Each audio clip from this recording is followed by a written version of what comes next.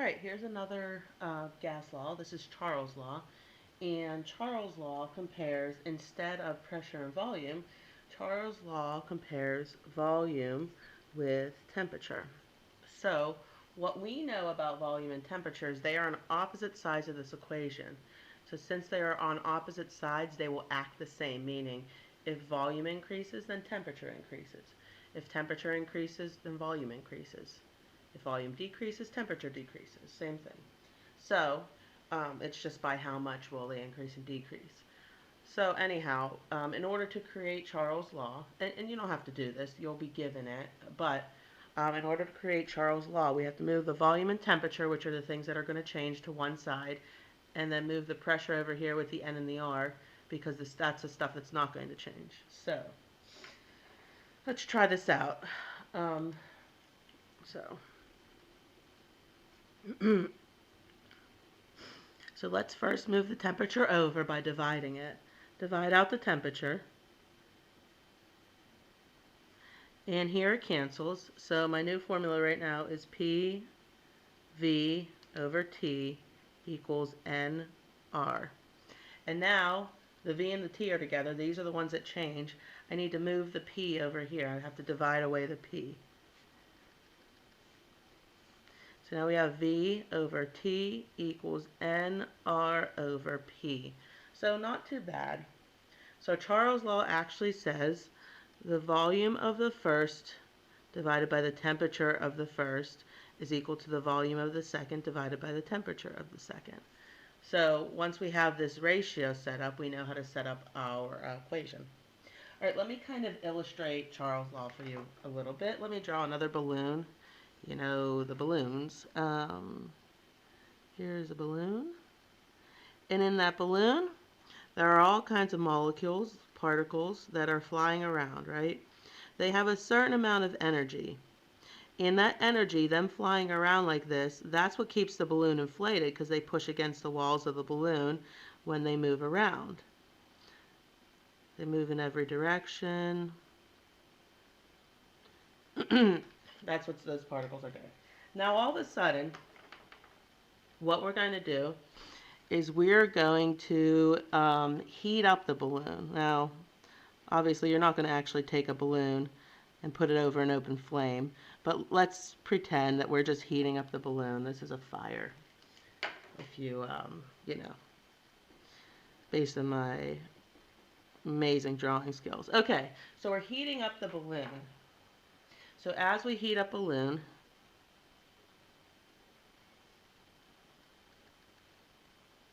as we do that, what's going to happen?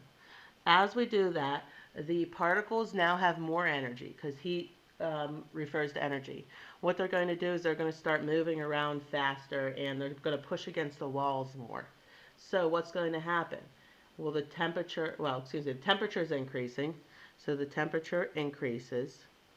What's going to happen to the volume? Well, these ones, like I said, they have more energy. They're going to push out more.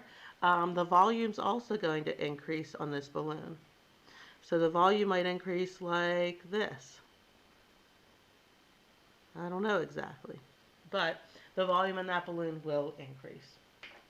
All right, and I'm going to make you a little video later. I'm going to try to, at home, to show you how the volume will increase, but I don't know if it'll work. You'll see. Anyhow, I have two examples for us to try together on Charles' law, so that's what we're going to do. Let me grab one of those examples. Here we go. So we have a balloon and a refrigerator. The temperature of a refrigerator is 4 degrees Celsius. If a balloon is placed in the refrigerator with an initial volume of 0.55 liters and temperature of 22 degrees Celsius, what will be the volume of the balloon once it cools completely?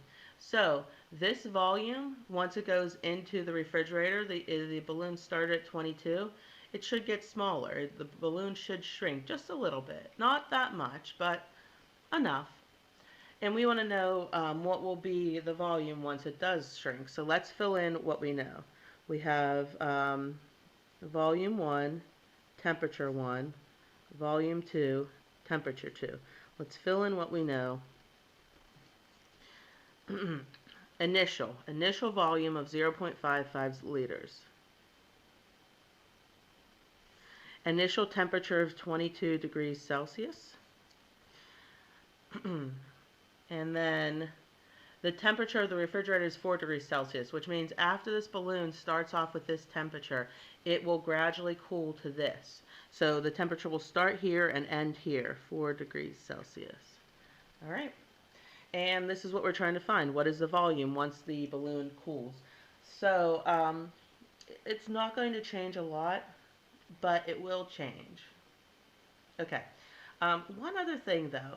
If you remember, and this is 2 weeks ago now, we are not allowed to do calculations in degrees Celsius. So anytime we're dealing with temperature in the ideal gas law, we must change temperature to Kelvin. So we must, I'll put right it big, must change degrees Celsius to Kelvin. And if you remember that formula, all we do is say Kelvin equals Celsius plus 273. So it's really, really easy. So 22 degrees Celsius, we're going to switch that around very quickly. 22 plus 273 is going to be 295 Kelvin. And 4 plus 273 is going to be 277 Kelvin. So you've got to change them to Kelvin, and those are the numbers that we have to use. It won't work out if we don't do that. And that's just any time you're dealing with temperature and calculations like this. It's just the way it has to be. All right, good. Now that that's taken care of, let's go to our formula. V1 over T1 is equal to V2 over T2. Well, let's plug them in. So 0.55 liters divided by 295 Kelvin equals volume over 277 Kelvin. Well, I don't know about you, but this looks like a proportion to me, and I can solve those pretty easily.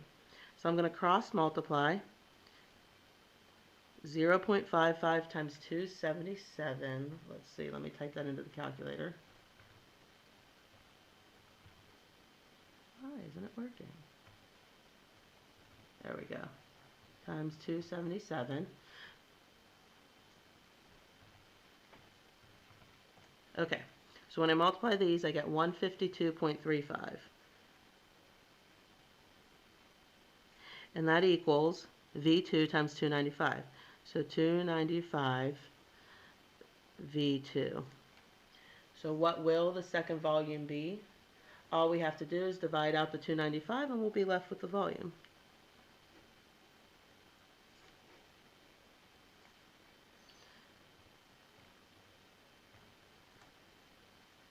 And the volume has decreased to 0.52 liters.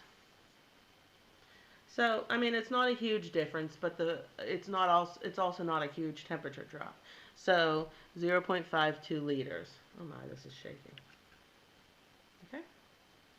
And there's our answer. All right. Another one for you. Here we go.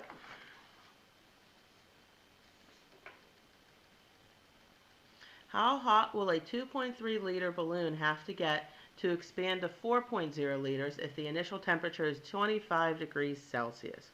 So let's plug everything in. Volume 1, temperature 1, volume 2, temperature 2. All right, let's see, 2.3 liters. So it's starting at 2.3 liters, and it's expanding to 4.0 liters. The initial temperature is 25 degrees Celsius, and we want to know what it's going to end up at. All right. First things first, we do have to convert that. 25 plus 273 is going to be 298 Kelvin. Okay. So when we get our answer, it's going to be in Kelvin. And if we want to compare this in degrees Celsius, we'll have to go back, which isn't so bad. All right, so our formula is volume 1 over temperature 1 equals volume 2 over temperature 2. Let's plug in those amounts. Let's see. 2.3 over 298 Kelvin equals 4.0 over temperature. Same thing, let's cross multiply and divide. So, I'm going to cross multiply here, the 4 and the 298. And I get 1,192 equals 2.3 times t is just going to be 2.3 t. So now I'm going to divide away the 2.3, and I'm going to get T2 equal to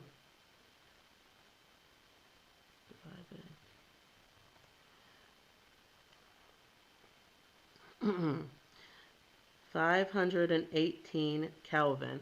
So what is that though? Um, so it is 518 Kelvin, but Kelvin's mainly used for calculations because it's an all positive scale. So we got to put that back into Celsius. It'll make a little bit more sense to us. So if we added the 273 to get it to be Kelvin, we're going to subtract 273 and we're going to get it back to Celsius. And it's going to be 245 degrees Celsius. So you can see it is a very big jump in temperature.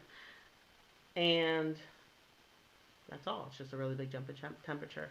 We're not worried about, if the numbers, like, if you're like, oh, wow, that's too much. Probably is. But don't worry about that. We're just doing the math right now. We'll put, like, real problems to these soon. All right, test out the ones on Schoology. Thank you.